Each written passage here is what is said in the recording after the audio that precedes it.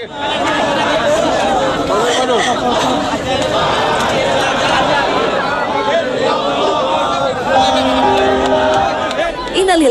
wa inna ilaihi raji'un.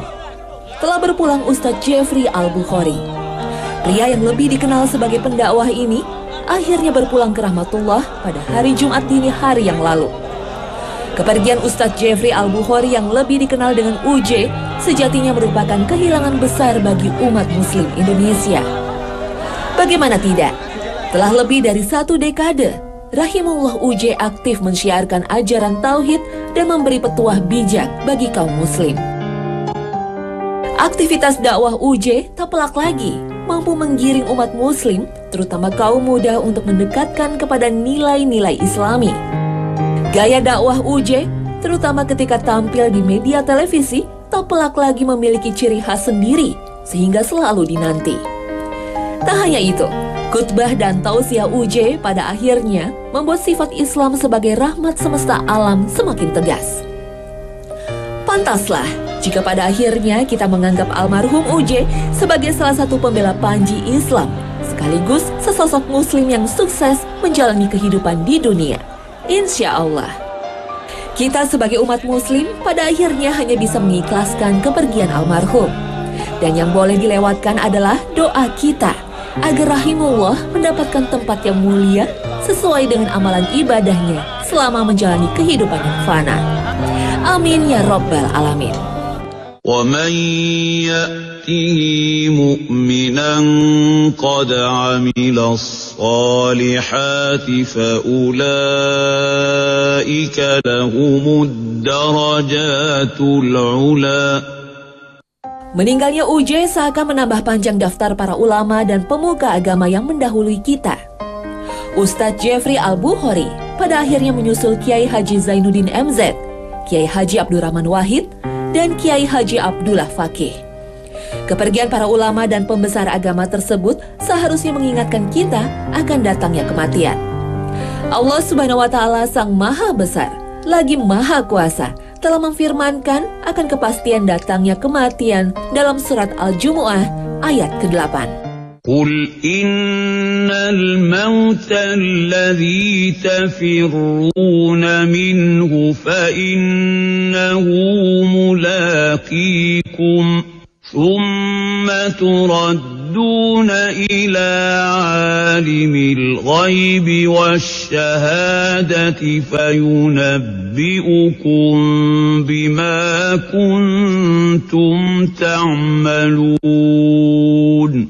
Sadaqallahul Azim, Maha benar Allah atas segala firman-Nya. Pemirsa, kepergian kita menuju alam baka sejatinya adalah pasti. Dan kematian bukanlah akhir dari kehidupan yang hakiki. Kematian merupakan awal dari kehidupan abadi. Namun hanya amal kehidupan dunia yang akan menjadi penentu posisi kita di kehidupan abadi nanti. Artinya, dunia menjadi satu-satunya kehidupan yang menjadi ladang amal dan pahala untuk bekal kehidupan abadi. Siapakah kita? Siapakah Anda? Karena sejatinya, ajal tidak mengenal waktu kapan. Dan ajal tidak menunggu kita untuk bertaubat. Mari kita renungi hadis Rasulullah SAW berikut ini. Ada 3 perkara yang mengikuti mayit sesudah wafatnya, yaitu keluarganya, hartanya, dan amalnya. Yang 2 kembali dan yang 1 tinggal bersamanya. Yang pulang kembali adalah keluarga dan hartanya. Sedangkan yang tinggal bersamanya adalah amalnya. Hadis riwayat Bukhari dan Muslim.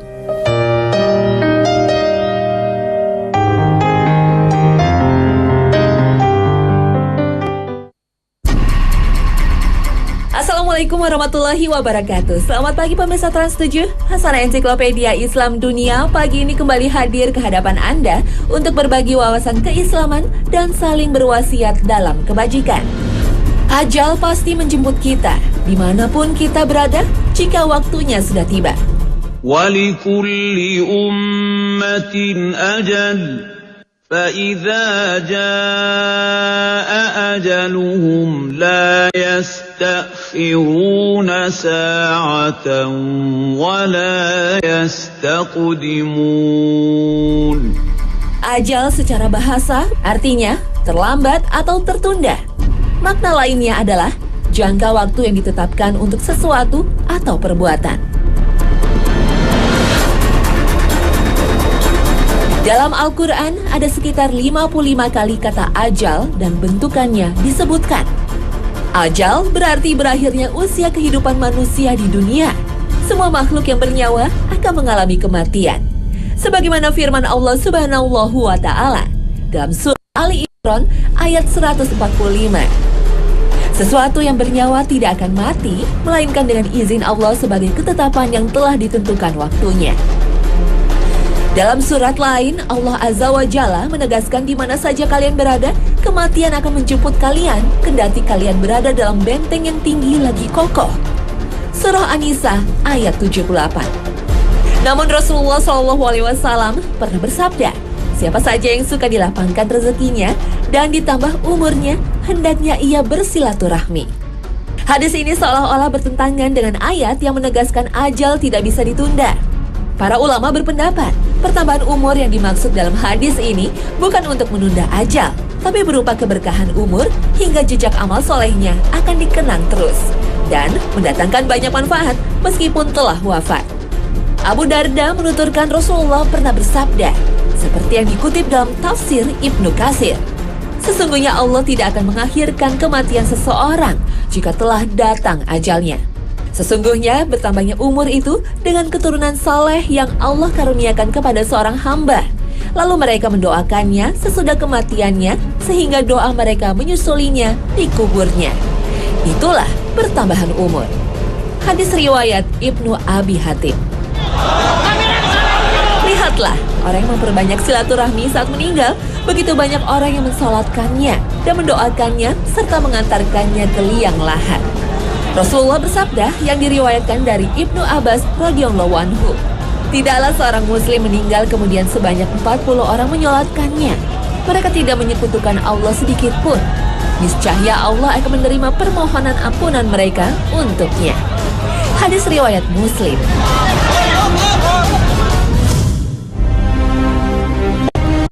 Ketika ajal telah tiba, malaikat maut datang untuk mencabut nyawa manusia. Inilah detik-detik yang sangat menegangkan dan menyakitkan yang disebut sakratul maut. Datangnya sakratul maut adalah sesuatu yang pasti terjadi. وَجَاءَتْ سَكْرَةُ الْمَوْتِ بِالْحَقِّ ذَلِكَ مَا كُنْتَ مِنْهُ تَحِيدُ. Dalam surat Al-Qiyamah, Allah berfirman, sekali-kali jangan apabila nafas seseorang telah mendesak sampai kerongkongan dan dikatakan kepadanya, siapakah yang dapat menyembuhkannya? Dan dia yakin bahwa sesungguhnya itulah waktu perpisahan dan bertaut betis kiri dengan betis kanan. Dan kepada Rabb-Mu lah pada hari itu kamu dihalau. Ibnu Abi Andunya rahimahullah berkata, kematian adalah kengerian yang paling dahsyat di dunia dan akhirat bagi orang yang beriman. Kematian lebih menyakitkan dari goresan gergaji, sayatan gunting, panasnya air mendidih di bejana. Seandainya ada mayat yang dibangkitkan dan menceritakan kepada penduduk dunia tentang sakitnya kematian, niscaya penduduk dunia tidak akan nyaman dengan hidupnya dan tidak nyenyak dalam tidurnya. Sebelum ajal akan menjemput manusia agung Rasulullah SAW, malaikat Jibril didampingi malaikat Israel lebih dulu mendatanginya, kemudian meminta izin untuk mencabut nyawanya. Sebagai pelajaran bagi umatnya, Rasulullah pun merasakan pedihnya sakratul maut seperti diceritakan putri Rasulullah. Tatkala kondisi Rasulullah memburuk, Fatimah berkata, alangkah berat penderitaanmu ayahku. Beliau menjawab, tidak ada penderitaan atas ayahmu setelah hari ini. Siti Aisyah istri baginda Rasulullah juga menuturkan beratnya sakratul maut yang dialami Rasulullah. Hingga ia berkata, aku tidak iri kepada siapapun atas kemudahan kematiannya sesudah aku melihat kepedihan kematian pada Rasulullah. Inilah pelajaran bagi umatnya hingga Rasulullah rela untuk menderita dalam sakratul maut. Namun Rasulullah menyampaikan kabar baik. Seorang hamba mukmin jika telah berpisah dengan dunia, menyongsong akhirat, maka malaikat akan mendatanginya dari langit dengan wajah yang putih. Rona muka mereka layaknya sinar matahari. Mereka membawa kafan dari surga serta hanut atau wewangian dari surga. Mereka duduk di sampingnya sejauh mata memandang. Berikutnya malaikat maut hadir dan duduk di dekat kepalanya sambil berkata, "Wahai jiwa yang tenang, keluarlah menuju ampunan Allah dan keriduannya." Ruhnya keluar bagaikan aliran cucuran air dari mulut kantong air. Setelah keluar ruhnya, maka setiap malaikat maut mengambilnya. Dan para malaikat lainnya tidak membiarkan di tangan malaikat maut sejenak saja untuk mereka ambil lalu diletakkan di kafan. Dan dari jenazah tercium aroma mis terwangi yang ada di dunia.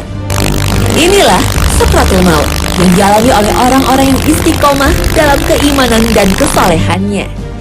الذين تتوفاهم الملائكة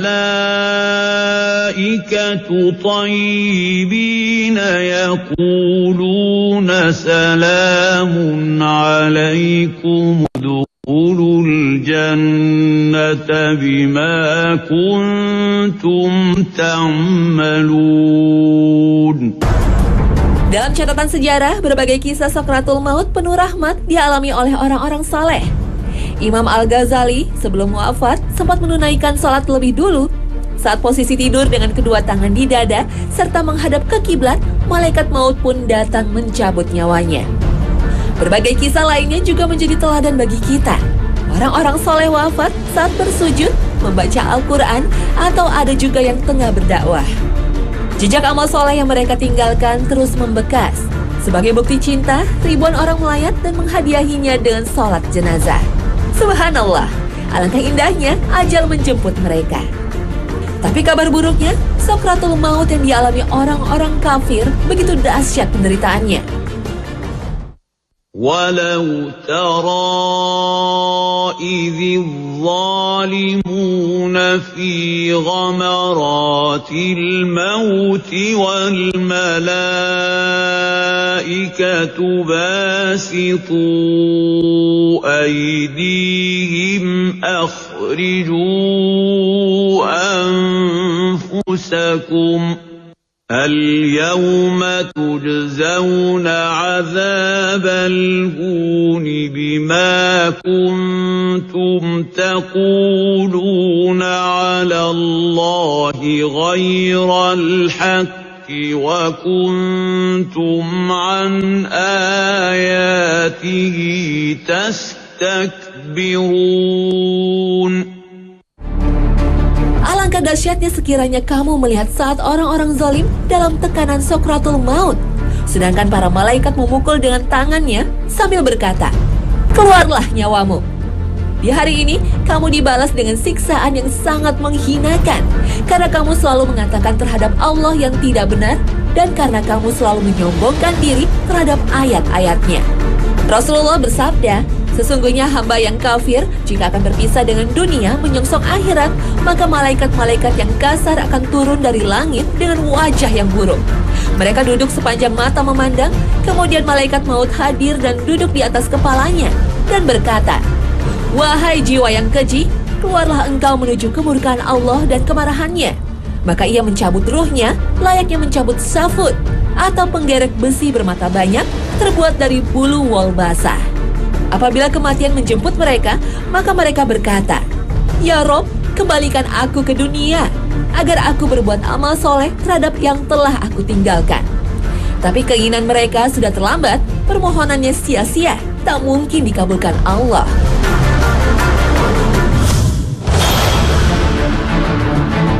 Setelah nyawa manusia dicabut, maka manusia akan memasuki alam baru yang disebut alam barzah. Alam barzah adalah alam kubur yang membatasi antara dunia dan akhirat. Alam barzah menjadi tempat persinggahan antara jasad manusia sampai dibangkitkannya pada hari kiamat. Allah Subhanahu wa Ta'ala berfirman dalam surat Al-Mu'minun ayat 100. Di hadapan mereka ada dinding sampai hari mereka dibangkitkan. Ia menjawab, itu adalah alam antara kematian dan kebangkitan kembali.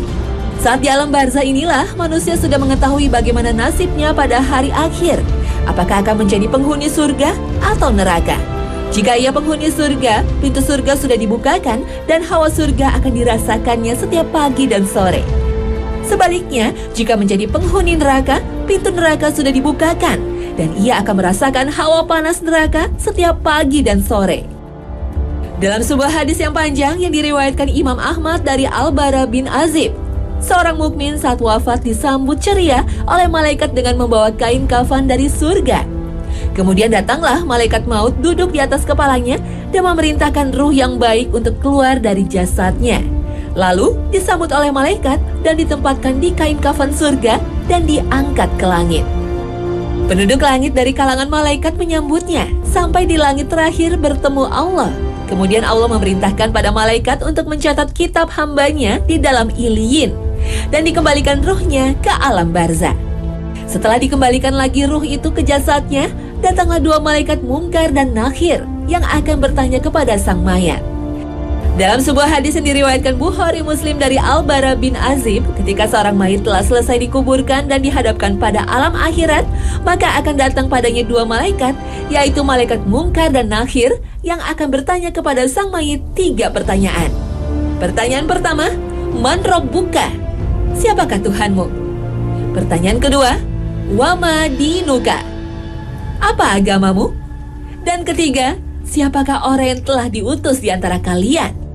Orang yang beriman bisa menjawab dengan baik semua pertanyaan malaikat ini, kemudian mendapat kenikmatan di alam kubur dengan dibukakan pintu surga baginya di lapangkan alam kuburnya.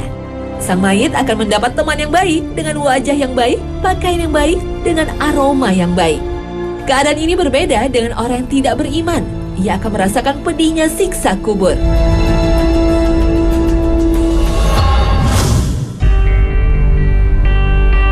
Setelah jenazah berada di alam barzah, siksa kubur menanti orang-orang yang zalim. Dalam berbagai hadis, Rasulullah mengisahkan derita alam kubur. Suatu saat Rasulullah melewati 2 kuburan. Sesungguhnya 2 orang sedang disiksa dan keduanya tidak disiksa karena dosa besar. Kemudian beliau bersabda, yang seorang tidak menjaga diri dari percikan air kencing, sedangkan yang lainnya suka mengadu domba. Kemudian Nabi mengambil sebuah pelepah kurma yang masih basah, kemudian membelah menjadi 2 bagian dan menancapkannya 1 bagian pada masing-masing kuburan. Para sahabat bertanya, "Wahai Rasulullah, mengapa engkau melakukan ini?" Beliau menjawab, "Mudah-mudahan diringankan azab tersebut dari keduanya selama pelepah kurma itu belum kering." Allah Azza wa Jalla sengaja tidak membukakan alam barzah sehingga manusia bisa melihat derita siksa kubur. Namun Allah mengungkap melalui firman-Nya dan sabda Rasulullah. Di alam kubur, malaikat akan bertanya kepada orang kafir dan munafik, "Bagaimana menurutmu tentang Rasulullah SAW?" Dia menjawab, "Aku tidak tahu." Maka kedua malaikat berkata, "Engkau tidak tahu? Engkau tidak membaca?" Kemudian ia dipukul dengan palu dari besi tepat di wajahnya. Lalu dia menjerit dengan jeritan yang sangat keras yang didengar oleh seluruh penduduk bumi kecuali 2 golongan, jin dan manusia. Rasulullah menyaksikan berbagai siksa kubur saat melakukan Mi'raj ke Sidratul Muntaha.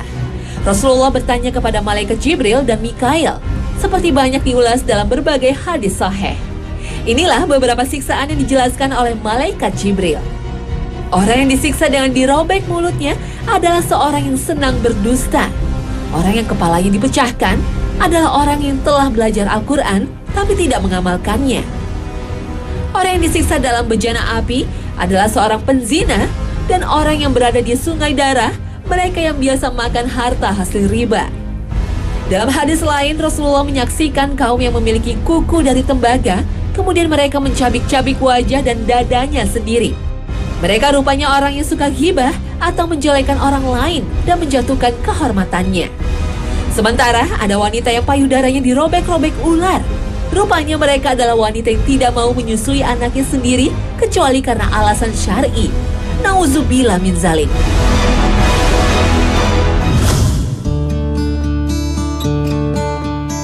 Kita tidak tahu kapan ajal akan menjemput kita, maka bersegeralah untuk bertobat.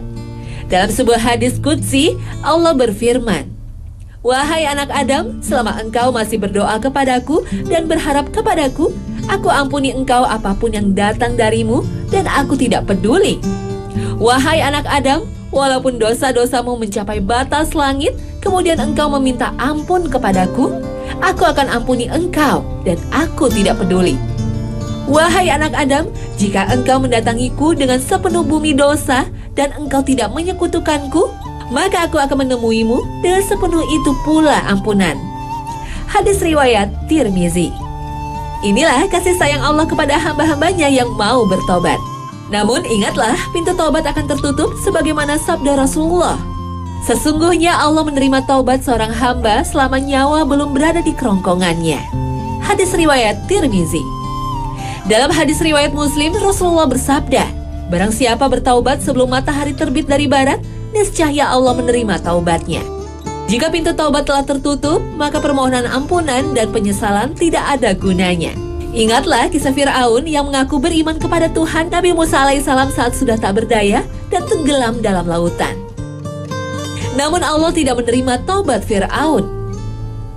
Saat kita sudah wafat, semua amal kita terputus. Tapi ada 3 amal yang terus mengalir kepada kita, sebagaimana sabda Rasulullah, yaitu amal jariah, anak yang soleh yang selalu mendoakan kita, dan ilmu yang bermanfaat.